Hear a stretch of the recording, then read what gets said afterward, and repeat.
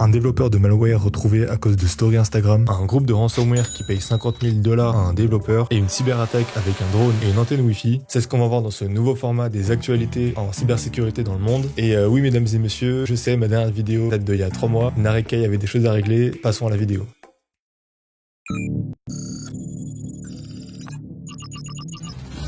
Mark Sokolowski, l'un des supposés développeurs du malware Raccoon Stealer, s'est fait arrêter en mars dernier aux Pays-Bas avec l'aide accidentelle de sa petite amie. Habitant en Ukraine, il quitte le pays avec sa copine suite aux événements pour vivre une vie plus tranquille. Mais depuis quelques mois, il commercialisait avec des collègues son malware qui a très rapidement commencé à faire de très gros dégâts. Ça a très vite attiré l'attention des autorités américaines et son groupe est devenu une cible par les services de renseignement internationaux. Dans ces conditions, quand tu quittes ton pays, tu te dis quand même qu'il faut faire profil bas pour pas se faire choper pendant un moment, ne pas se friter avec des services administratifs gouvernementaux, ne pas provoquer d'autres groupes cybercriminels pour ne pas se faire d'ennemis, ou encore ne pas continuer son activité en déplacement. Mais malgré ces précautions, il s'est quand même fait arrêter. Du coup, par qui et comment? Est-ce que la police ukrainienne a trouvé un disque dur chez lui, ou est-ce qu'un de ses collègues l'a balancé? Et bah rien de tout ça, c'est en fait sa petite amie qui postait des stories de leur voyage sur Instagram et a publié cette photo le 18 mars, soit 2 jours avant son arrestation.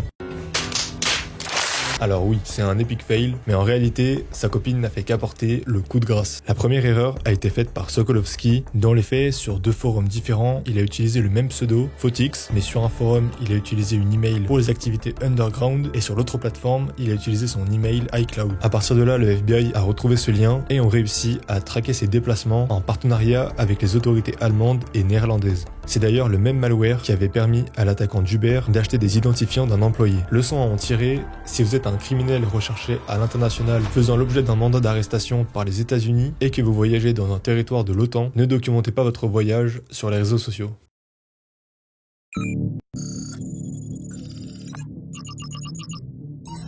Le 3 juillet 2022, le groupe de ransomware Lockbit reçoit un message d'un utilisateur appelé Ossi, mais il ne les contacte pas pour payer une rançon, mais parce qu'il a trouvé une vulnérabilité dans leur programme de chiffrement. Cette vulnérabilité lui permettrait de récupérer des fichiers de machines virtuelles très utilisés par les entreprises, mais sans l'aide du programme de déchiffrement de Lockbit. C'est donc un gros manque à gagner pour le groupe de ransomware, et l'opérateur Lockbit n'y croit pas et demande des preuves. Ossi va donc lui demander de chiffrer un fichier avec leur locker et lui renvoyer le fichier d'origine pour lui prouver. Il s'ensuit alors de longs échanges jusqu'à ce que l'opérateur Lockbit comprenne donc que c'est pas du bluff.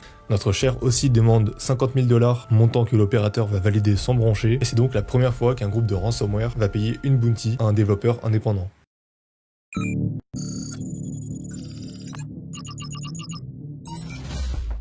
Sur la côte est des États-Unis, une entreprise américaine détecte des modifications inhabituelles dans leur documentation interne, mais qui ne provenaient pas de leur propre réseau. Ils ont donc commencé à inspecter toutes les connexions au serveur de documentation et ont remarqué qu'un utilisateur connecté au Wi-Fi de l'entreprise était aussi connecté à distance depuis chez lui. Les équipes techniques sont intervenues et ont donc supposé qu'il y avait forcément un appareil, ordinateur ou téléphone qui était connecté au Wi-Fi. À l'aide d'un appareil de suivi du signal Wi-Fi et d'un instrument de mesure électromagnétique, ils ont donc commencé à chercher ce signal. Je suppose qu'ils ont commencé à éteindre tous leurs appareils Wi-Fi pour isoler le signal, et leurs outils ont détecté un petit signal au rez-de-chaussée, puis ils sont allés au premier étage, le signal devait être de plus en plus fort, et ils sont montés du premier au deuxième au troisième, et c'est sur le toit qu'ils ont trouvé un drone DJI Matrice 600 et un autre drone DJI Phantom. Le second drone, le DJI Phantom, portait sur lui un Wi-Fi Pineapple, qui est un appareil de test de sécurité Wi-Fi, qui a permis dans ce cas de capturer la communication réseau entre les appareils des employés et le point d'accès Wi-Fi de l'entreprise, qui contient assez d'informations sur la clé Wi-Fi pour tenter de la retrouver. Quant à l'autre drone, plus conséquent, il portait sur lui un Raspberry Pi 4, donc un mini ordinateur, avec plusieurs batteries pour l'alimenter et une clé 4G. C'est un petit outil contenant une carte SIM avec de la 4G, donc il peut accéder à Internet. Ils auraient aussi pu forcer les appareils Wi-Fi des employés à se connecter à leur faux point d'accès Wi-Fi et leur soumettre une page de phishing afin de récupérer des mots de passe et ainsi accéder à la documentation et faire des modifications malveillantes sur le serveur de documentation interne Confluence. Durant leur enquête, l'équipe de réponse à incident a déterminé que le premier drone Phantom, comportant le Wi-Fi Pineapple, avait été amené en premier pour intercepter le mot de passe Wi-Fi des employés pour accéder au réseau Wi-Fi. Puis le deuxième drone avec le Raspberry a été conduit sur place avec le mot de passe Wi-Fi de configurer pour se connecter au Wi-Fi et ainsi accéder à la documentation interne. Le coût total de cette attaque est estimé à 15 000 $. Ça fait cher pour des mots de passe. Toute l'attaque ressemble à un vrai film d'action, mais c'est pourtant bel et bien réel. Merci d'avoir suivi la vidéo, j'espère que ça vous a plu. Si vous avez une question, n'hésitez pas à la mettre en commentaire ou à me la poser directement dans mon Discord. D'ici là, c'était Narekai, à la prochaine, ciao.